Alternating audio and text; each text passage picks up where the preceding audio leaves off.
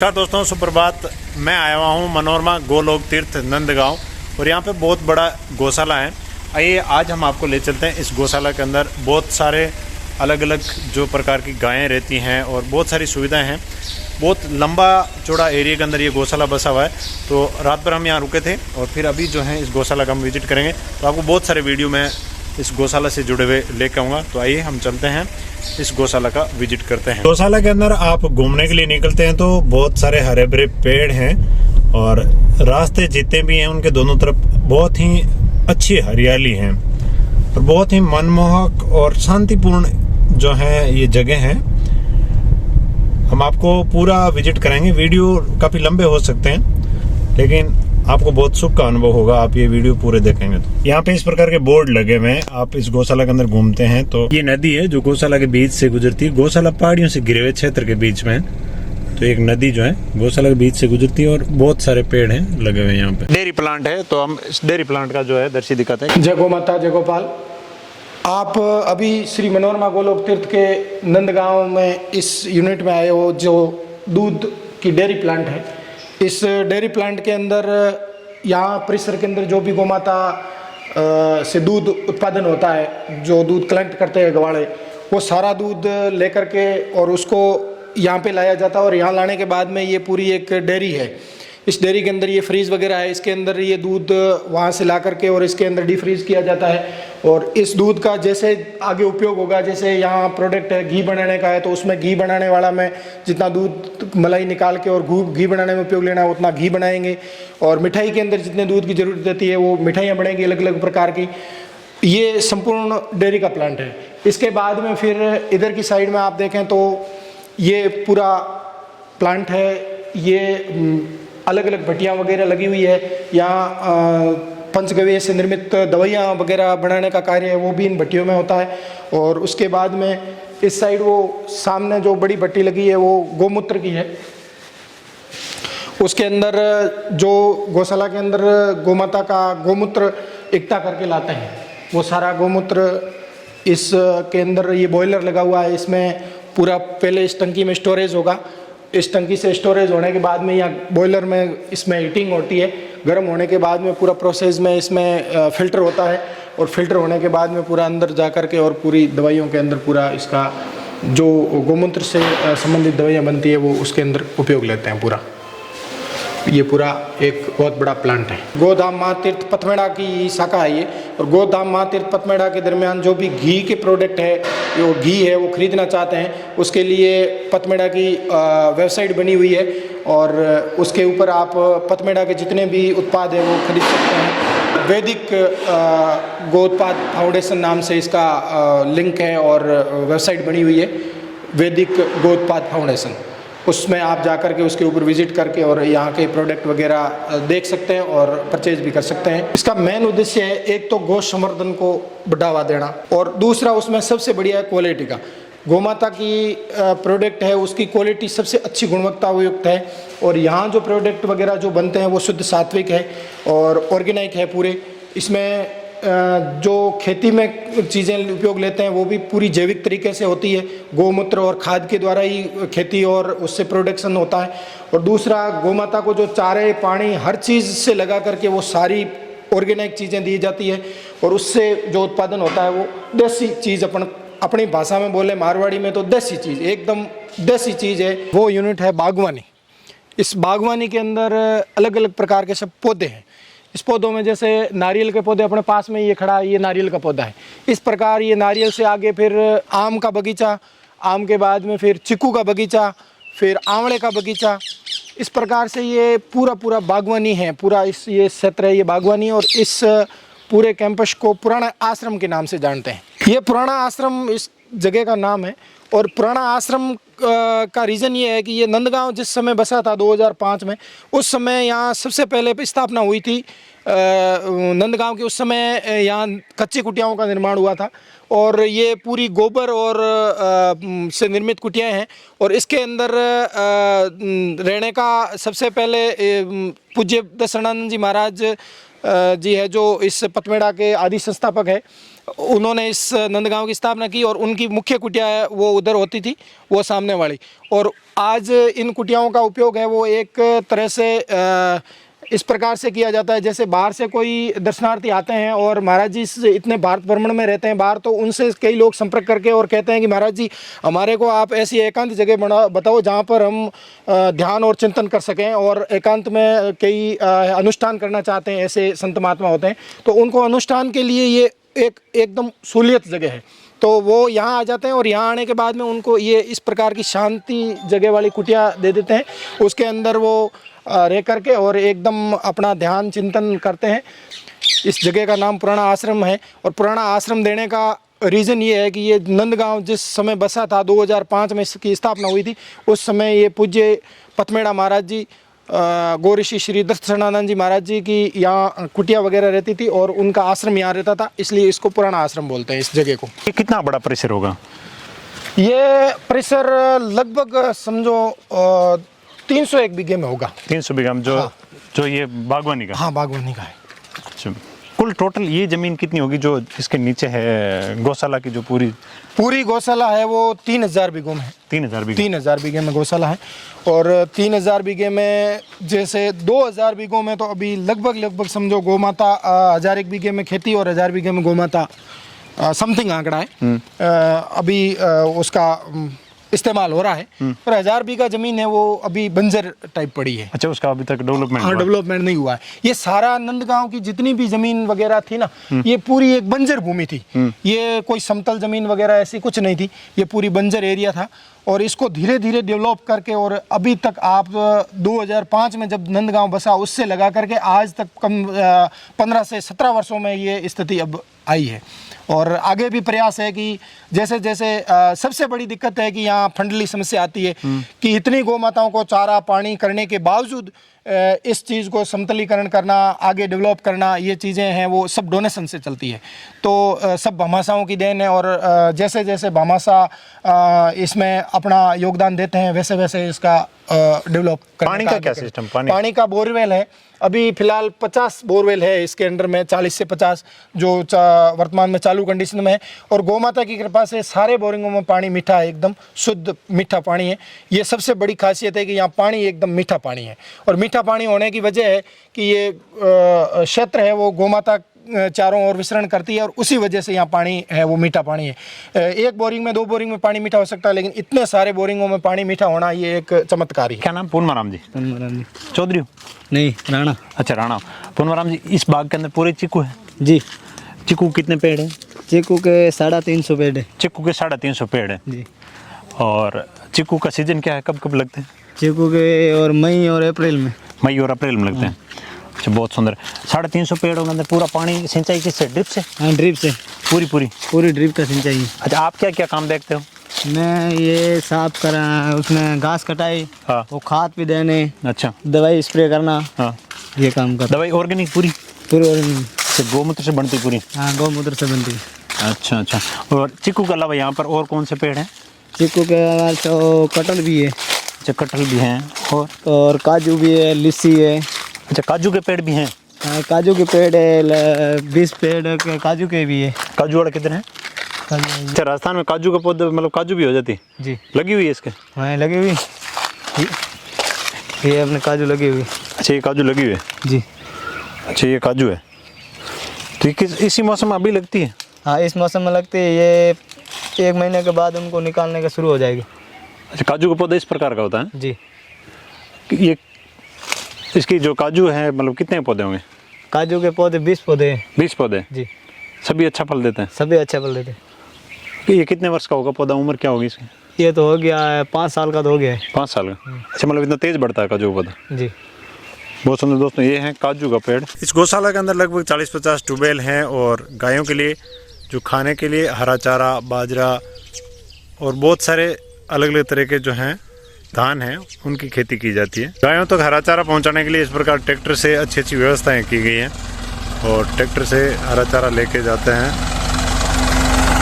इस गौशाला में इस प्रकार के दृश्य, बहुत मनमोहक दृश्य वो देखने को मिल ही जाते हैं। ऐसे बहुत बड़े बड़े बाड़े जो हैं जगह जगह इस गौशाला के अंदर बने हुए हैं, और गायों को जो चारा है वो इस प्रकार डाल दिया जाता है। पर्यावरण संरक्षण के लिए तो इतनी सुंदर जो है व्यवस्था की गई कि जितने भी ये चारा डालने के स्थल बने हुए हैं इनके बीच में हर जगह बड़े बड़े पेड़ लगाने का प्रयास किया गया है, ताकि आने वाले समय में ये जब पेड़ बड़े हो जाएंगे तो इन गौमाताओं को जो छाया में खड़े होकर चारा खाने की व्यवस्था भी हो। बहुत सुंदर एक व्यवस्थित तरीके से गौमाता की सेवा, और हर गाय के कान के अंदर जो है टेक डला हुआ है। इस गौशाला परिसर के अंदर जहाँ हरा चारा वगैरह जितना भी वेस्टेज होता जाता है उस वेस्टेज को इस प्रकार के बहुत सारे पॉन्ड टाइप बने हुए इनके अंदर डाल दिया जाता है और ये गड़ के खाद बन जाती है। चाहे घास हो फूस हो उनको इस प्रकार के पॉन्ड में डाल के खाद बना दी जाती है। बहुत ही अच्छी नस्ल के बैल यहाँ पर हैं और बैलों की जो जोड़ी बोला जाता है, जोड़ी बड़े प्यार से यहाँ पर बैठी हैं। आप जिस साइड भी देखोगे तो बैलों की जोड़ी के साथ जो है इस प्रकार की ट्रॉलियाँ बाकी जगह पे जो चारा डालने का काम करती हैं वो चलती हुई आ जाती हैं। जय गौ माता। का नाम है? शांतिराम जी। अच्छा, आप कहीं बैलगाड़ी चलाओ? अच्छा, बैलगाड़ी चलाओ आप? अच्छा, सेवा करो। अच्छा, तो आ गाड़ी है जकी आप बैल सिर्फ गर्दन मात टिकौड़ी है, घाटे मात इन बांध रहे कोई जरूरत नहीं पड़े? नहीं, कोई जरूरत तो नीचे नहीं पड़े ना। तो कितो चारो लेर जाओ? एक गाड़ी नोखा दे हवार नोको एक हवारा? एक अतार नोको एक हवार नोको। अच्छा, 2 गाड़ी ले जाओ। आप अट कितना परसेंट सेवा दे रहे हो? 10 साल दी। 10 साल हो गया। अट केड़ा बच रहा है इरमाए ने? बगैर माँ का माँ मरा है तो मैंने दूध पाइन मोटा करना। अच्छा, माँ मर जाओ जगह दू पार मोटा करूड़ा। लंबो साड़ो गौ साड़ो पहला हम भागर देखा है। हाँ, बटा तक गौ साड़ो घनी पूरी मैं मने ढा नहीं कतरी है। अच्छा, आपने ध्यान ही नहीं? ना बस मेरे मारा मारे गोश्त गोश्त में सेवा करना भाई। चल आपसी बनाओ। अच्छा, बनाओ दिवाली थी होली तक। अच्छा, हाँ। सर्दी में सर्दी अब वालो कड़ा और उनाले में काई बचा हरो चारो गालो? उनाला में बड़ो हरो सारो। अच्छा, हरो चारो खिलाओ। देखो तो चारो पूरे हरो चारो यूं ही खिलाओ जगो ना। बूढ़ी गाय कतरे ने सारवो पड़े। बूढ़ी गाय है हाँ धंधरी में नहीं गया। हाँ, धंधरे अटे है। अच्छा हाँ। बटे मोदी गाय है उन्होंने कतरे हम सारो कतरे झीणो सारो देना पड़े। अच्छा, बूढ़ी गाय ने झीणो चारो दो और जगह जवान और बचड़ा है बाने ये ना छूटो छूटो। पता हुका अच्छा, इन्हें भिगोई है? इन्हें बड़ा अंडा भिनोड़ी है देखो। और पानी कट मारियो? पानी अंडाले में आवे। अच्छा, पूरे दिन भर पानी चालतो रहे चलतो रहे और ठंडो रहे? ठंडो हवा आवे। दोस्तों देख सको एक मतलब ऐसी टाइप है पूरे इसके ऊपर नल है और जो ये घास है उसको लगा दी सिणियाँ जिसको बोलते हैं वो, उसके ऊपर पानी टपक रहा है और उससे छन छन के ठंडी हवा आ रही। बहुत ही ठंडक है यहाँ पर। हाँ, एक बछड़े की खुराक है? वरना माँ का बछड़ों को वो। अच्छा, वो बोतल लगा देता माता यू वो माँ बन गई। अच्छा, माँ है बिना माँ के बछड़े की? एक एक बछड़े में पिलाना पड़े? एक बिछड़ा बोझना पड़ता है। हाँ 5 बजे बोझना। हाँ दूध पिलाने 6 बजे फ्री। सुबह 4 बजे उठना। हाँ 5 बजे दूध पिलाना चालू होता है। हाँ 7 बजे 7:30 बजे फ्री। वो एक बिछड़ा को एक बोतल पिलाने। एक बछड़े की। जो यहाँ पे वर्कर रहते हैं उनके लिए इस प्रकार के क्वार्टर बने हुए हैं अलग अलग जगह पर जहाँ नजदीक पड़ता है उनके इस प्रकार के क्वार्टर बने हुए हैं। ये सुरभि पंचगव्य आयुर्वेदिक चिकित्सालय है, बहुत बड़ा चिकित्सालय बना हुआ है। ये घायल और बीमार गायों के लिए आईसीयू वार्ड बने हुए हैं जिसके अंदर घायल और बीमार गायों के ट्रीटमेंट होते हैं। बहुत सारे ऐसे वार्ड हैं और जहाँ ये वार्ड बने हुए हैं इनके चारों तरफ पेड़ पौधे हैं वो लगे हैं ताकि ठंडक बनी रहे यहाँ पर गर्मी के मौसम में और सर्दी के मौसम में सर्दी कम पड़े। दोस्तों, हम जिन गौमाताओं के बीच में खड़े हैं ये बहुत कम हाइट की गायें हैं। आइए इनके बारे में जानकारी हासिल करेंगे। पंतमेड़ा की ये शाखा है और यहाँ पर 10-15 हज़ार गायों की सेवा होती है। उसके साथ में ये एक थोड़ी सी अलग थलग गाय है जिसकी हाइट लगभग अगर मैं ये पूरी परिपक्व गाय हैं इसकी हाइट अगर मैं देखूं तो मेरी कमर से ही नीचे है। तो बहुत कम हाइट की गायें यहाँ पर हैं। तो मैं राजू जी हैं जो यहाँ पर काम करते हैं उनसे जानना चाहूँगा। राजू जी, ये मतलब गायें हैं इनकी उम्र क्या हो गई है अंदाजन? ये पूरी परिपक्व है? पूरी परिपक्व गायें हैं और ये कई इसमें बुढ़ी गायें भी अपन मान सकते हैं। जैसे ये गोमाता खड़ी है ये वाली है, एक वो आगे है श्यामा गाय दिख रही है वो। हाँ। ये कई गायें हैं, ये बुजुर्ग है, ये इनकी बुजुर्ग अवस्था है। अब अपने यहाँ जैसे बुजुर्ग गाय होती है तो वो बहुत हाइट में और लंबाई चौड़ाई में और अपने को दूर से देखने में भी ऐसे लगता है कि ये बुढ़ी गोमाता दिख रही है। लेकिन इनको अपने हाइट से देखते हैं तो यूं देखने से प्रतीत होता है कि ये बछड़ी है। हाँ। लेकिन ये बछड़ी नहीं है, इसमें कई बुढ़ी गोमाता भी है। हाँ। और कई नौजवान बछड़ियां और छोटे बच्चियां भी है।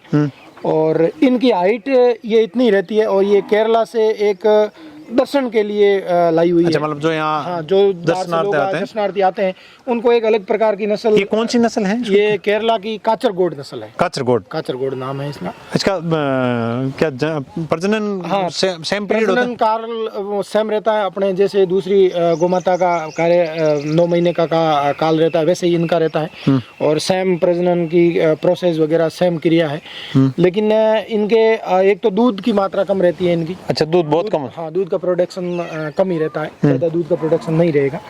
और बाकी दिखने में ये लोगों को आकर्षित करती है, मतलब अपनी ओर, क्योंकि ये दिखने में छोटी दिखती है तो हर कोई आता है तो उनको सोचते हैं बछड़ी है। हाँ, बछड़ी है, लेकिन ये पूरी उम्र में गाय हैं। हाँ। और ये इस प्रकार की नस्ल है। उन गायों से ये मतलब जैसे यहाँ पर बैल वगैरह सांड वगैरह जो हैं, तो ये कैसे उनसे ज़्यादा ताकतवर हैं? हाँ, उनसे सांड इनके ताकतवर है। हमने कई बार देखा है अपने वाले सांड से, कई बार ये सांड बाहर निकल जाते हैं तो दूसरे अपने यहाँ कांकरेज और थार पार करके जो सांड बाहर घूम रहे उनके साथ इनका टकराव होता है तो ये बलशाली ज़्यादा है। छोटा है तो भी? छोटा है तो भी। ये तो हमने यहाँ कई बार देखा है, मतलब इतना इनमें ताकत खूब है। अच्छा, मतलब उसको भी पछाड़ देते हैं। बहुत सुंदर दोस्तों। ये छोटी बहुत ही कम हाइट की गायें थी, वो हमने यहाँ दिखाई है। अट पूरा कहीं शेड्यूल है भाई अट गौशाला को सुबह शाम को गौशाला को इन टाइप को शेड्यूल है कि जैसे सुबह 4 बजे सेवा को काम शुरू हो जाए। जितना भी 400-500 कर्मचारी में रहे, कर्मचारी नहीं कह सका, गौ सेवा का सेवक है। 400-500 सेवक रहे, वह सेवक सुबह 4 बजे ब्रह्म मुहूर्त अपन बोलिया करा जगह ने भी ब्रह्म मुहूर्त में 4 बजे उठी और उठते ही आप रहे जो संबंधित गोष्ठ हुई भी जाता रही। अलग अलग गोष्ठ हुए और एक जितना भी गौशाला का अलग अलग मतलब वार्ड टाइप बनूड़ा है। आप एक मैं हमारे भाषा में गौशाला की भाषा में गोष्ठ बोलिया करा, बाकी आप वार्ड भी बोल सको। तो वो एक गोष्ठ बनूड़ा भी, गोष्ठ में जैसे एक गोष्ठ में 60-70 गौ माता हुई और दूध वाली है तो 30-35 रही और बिना दूध देने वाली है तो 60-70 रही। और 60-70 माता एक परिवार लगा हुआ है। अभी परिवार का काम है कि भी गोष्ठ की पूरी देख रेख करनी। तो बिंग परिवार में जैसे आदमी और लुगाई 2 जना हो गया तो आदमी रो काम है वो चारों लाई, चारा केंद्र हुई नजदीक में भी लाई गाड़ू भर भरूं बैलगाड़ी में चारों और बिन चारों कर दई जितनी गाय मातना है बन चारों पुरस्कारी कर दई। और जबकि और तू मेरो काम है गोबर उठानो तो बे के करी साफ सफाई ले ली, गोबर को उठा भरूं भी गोष्ठ सफाई कर दई। ओ बांगो दिनचर्या है। बिंग बाद में जैसे ओ काम सुबह सुबह को कर दियो, बाद में 8 बजे आ जी, सुबह 4 बजे 8 बजे तक काम कियो, 8 बजे आप नाश्ता वगैरह करी, नाश्ता वगैरह कर 9 बजे पासा जाता रही गोष्ठ में। 9 बजे जा आप पासा गोष्ठ में और 9 बजे वो लगा अपन 12 बजे तक बे और दूसरो काम करी। भले कोई गोष्ठ में सफाई रो काम रह गयो है, चुनेरी निपाई नहीं हुई है, जैसे आप गोष्ठा में हालो तो आपने बताऊं बे जो को पानी रा खेड़ी बनी उड़ी है, पानी री खेड़ी री परमानेंट सफाई रो काम होया करे। हफ्ते में 2 बार भी ने चुने निपाई करनी है। चुनो बोले तो कल्ली निपाई करे तो भी में के एक तो जबकि मुंह ना आया करे नील नहीं जमे और दूजो भी कैल्शियम की मात्रा गाय ने भी पानी हाथे हाथे भी छोटा कण मिलता रहे और एक शुद्धता बनी रहे। तो बींग की सफाई करनी है, वो काम भी हो जाए। और बींग के बाद में वो चुनेंगी पानी की निपाई के बाद में गोश्त में कोई जैसे जाली है, छीण है वगैरह है, कोई है लूज मतलब मेंटेनेंस काम है वो भी करना है। और बिंग बाद में 12 बजे लंच हुई तो 12 बजे आ जाई, 12 बजे कुटिया खानो का परो और रेस्ट करी 3 बजे तक। 3 बजे वे पासा आई, 3 बजे के बाद में गोश्त में आई पाचा तो 3 बजे लगान शाम 8 बजे तक और बे गोश्त में आप रो काम देगी।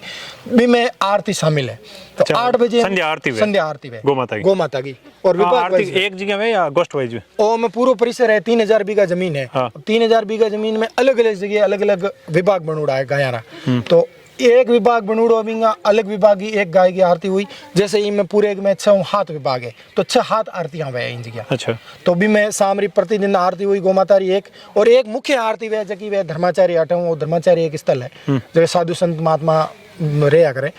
बट एक गोमातारी आरती वे बात तो परमानेंट एक गोमातारी वही है, बात तो सामूहिक आरती है और बाकी विभाग वाइज आरती हुई। विभाग वाइज आरती में भी विभाग का जितना भी गवाड़ा हुई वह भी जगह आई और आपस में मिलन आरती करी। आरती में मांगे आरती रे बाद में मांगे आपस में दिन भरी सेवारो लेन आपस में चर्चा हुई कि कोई गवाड़े गलती की हुई है तो भी ने समझा है कि भाई तेरे आ गलती है, तो गोश्त में यही टाइप रो गलती दोबारा नहीं करे।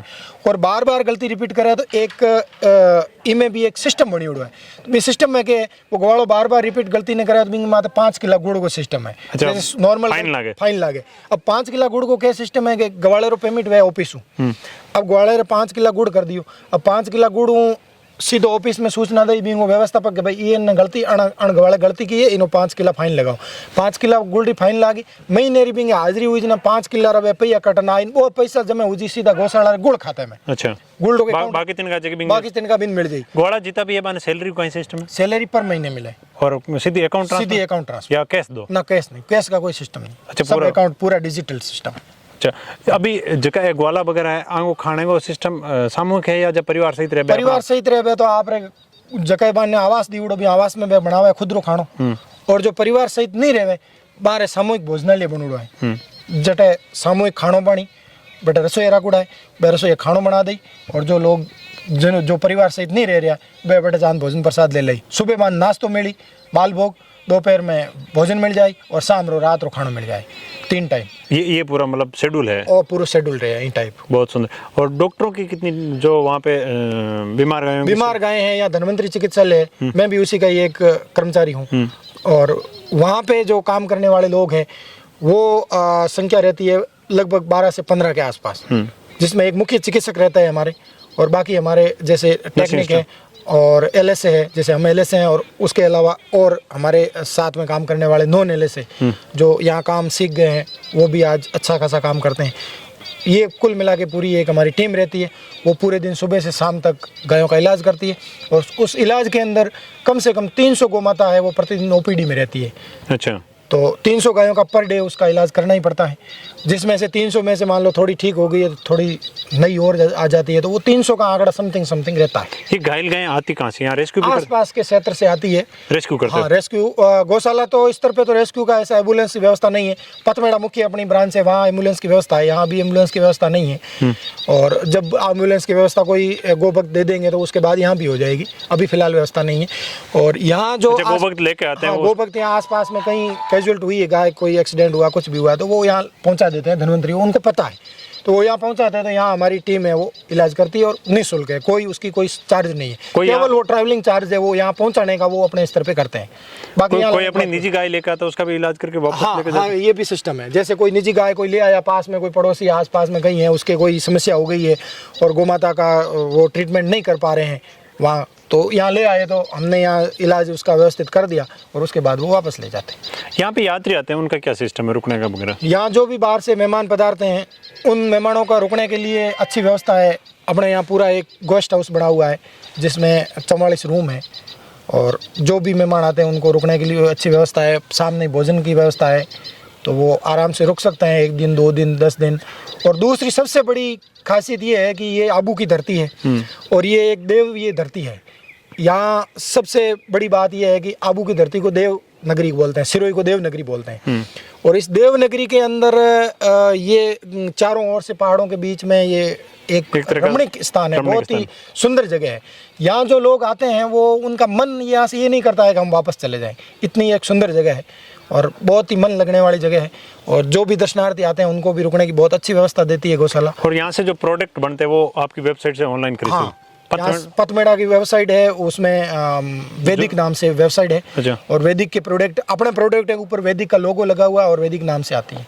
बहुत सुंदर। दोस्तों, आपका परिचय है, आप काफी समय से हमारे को मार्गदर्शन कर रहे हैं गौशाला विजिट का। जी, मेरा नाम राजू राम बिश्नोई है जी, और मैं गुड़ामालानी बाड़मेर का रहने वाला हूँ जी। और यहाँ पिछले 6-7 वर्ष से गौ सेवा में काम कर रहा हूँ और मैं एक पशु कंपाउंडर हूँ। और यहाँ धन्वंतरी चिकित्सालय में मेरा रूटीन ड्यूटी रहती है और आप पधारे और बहुत अच्छा लगा। बहुत बहुत धन्यवाद। राजू जी जो थे वो यहाँ पर काम कर रहे हैं, गौ सेवक हैं। इन्होंने बहुत सुंदर जानकारी बताई और बहुत लंबा ये वीडियो हो गया था। आप लोगों को ये वीडियो कैसा लगा कमेंट करके जरूर बताना। वीडियो अच्छा लगा तो शेयर करें, फेसबुक पर देख रहे हैं तो फेसबुक पेज को फॉलो करें और यूट्यूब पर देख रहे हैं तो यूट्यूब चैनल को सब्सक्राइब करें। मैं आपका फौजी भाई इसी प्रकार नए नए वीडियो आप लोगों के बीच में लाता रहूँगा। फिर हाजिर होऊंगा किसी एक नए वीडियो के साथ। तब तक के लिए राम राम, जय हिंद, जय भारत।